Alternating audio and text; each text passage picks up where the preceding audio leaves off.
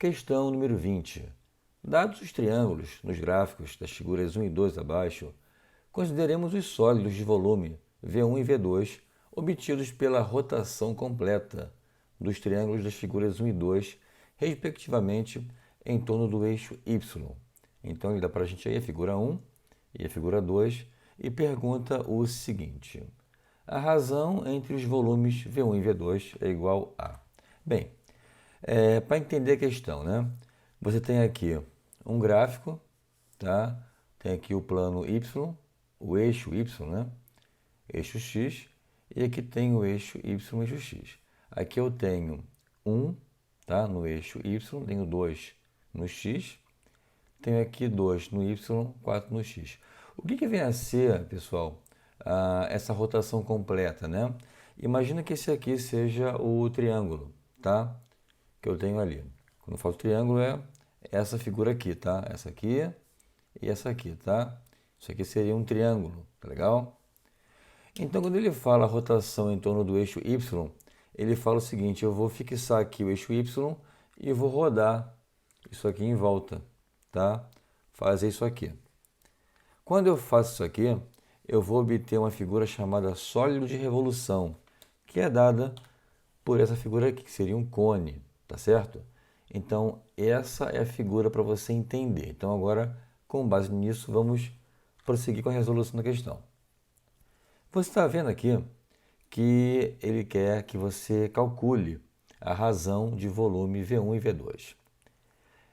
Tem um cone, então eu tenho que achar o volume do cone, e o cone aqui que a gente colocou, né? Ele vai ser, primeiro, calcular o volume do cone referente a esse gráfico aqui. Então aqui eu vou ter uma altura 1 e um raio 2, e o segundo eu vou ter aqui uma altura 2 e um raio 4. Como está aqui. Então aqui é a minha altura, tá? E aqui é o meu raio. Agora vamos lembrar, né, qual é a fórmula para achar o volume do cone. O volume do cone é dado pela seguinte fórmula: eu tenho 1/3 que multiplica π, que multiplica r ao quadrado vezes a altura. Então, é isso que você tem que lembrar, a fórmula do volume do cone.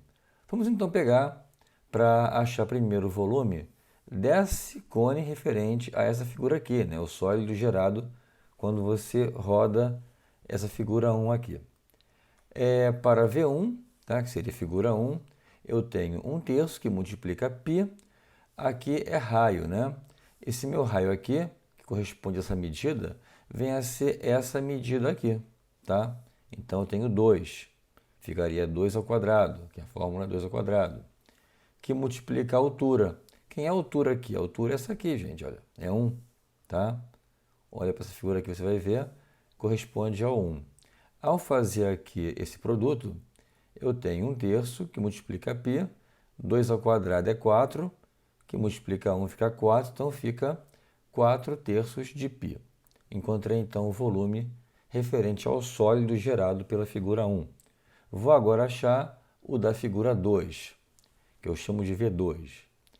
Vou repetir aqui a fórmula, né? 1/3 de π. Agora o meu raio, aqui, meu r ao quadrado, o meu raio é igual a 4. Está aqui, olha, meu raio vale 4. E a minha altura vale 2. Então, é só substituir aqui, né? Então, eu tenho 4 ao quadrado dá 16, vezes 2 dá 32. Então, V2 ficou igual a quem?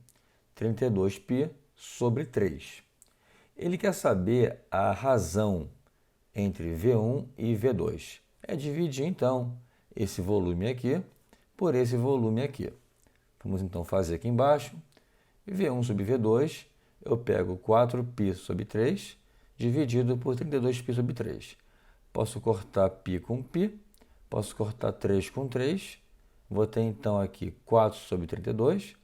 Divido em cima e embaixo por 4, vou ter, então, 1/8, que dá para a gente, como resposta, a letra A.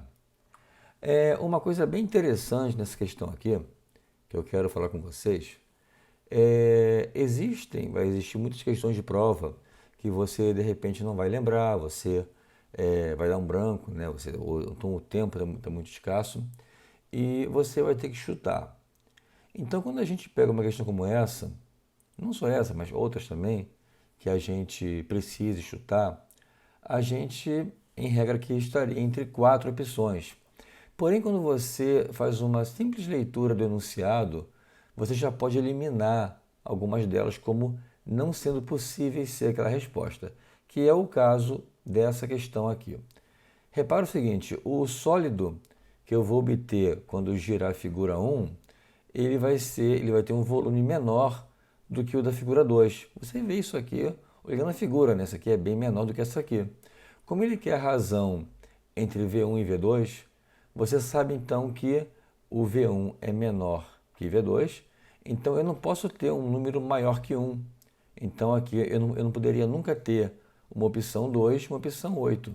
Se eu tivesse que chutar, se eu não soubesse fazer, eu poderia chutar um oitavo e um meio. Então, nesse caso aqui, você já iria eliminar duas opções, você reduziria a tua chance de erro. Em vez de chutar entre 4, vai chutar entre 2, tá bom? Então, aqui, questão número 20, bem tranquila, né? Encontramos aqui um oitavo, tá bom, gente? E quem tiver alguma dúvida ainda, põe aqui embaixo na parte de comentários e eu vejo você na próxima questão. Até lá, um abraço.